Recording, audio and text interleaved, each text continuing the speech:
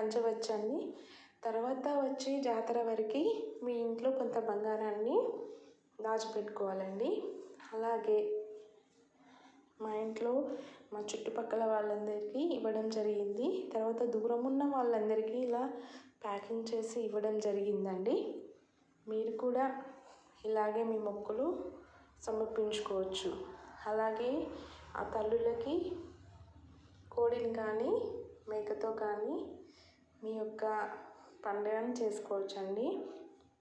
మా డాడీ ఈరోజు కోడిని తీసుకొచ్చారండి. ఈరోజు మా ఇంట్లో చికెన్ కర్రీ వండుకున్నాము. అలాగే అందరం సంతోషంగా ఈరోజు ఉన్నామండి. తర్వాత మా బాబు చాలా యాక్టివ్గా ఆడుకున్నారు. తనకేంటో ఈ సంబరం ఈరోజు చాలా ఆనందంగా ఉంది. ఈ వీడియో చూసినందుకు చాలా ధన్యవాదాలు. Please subscribe.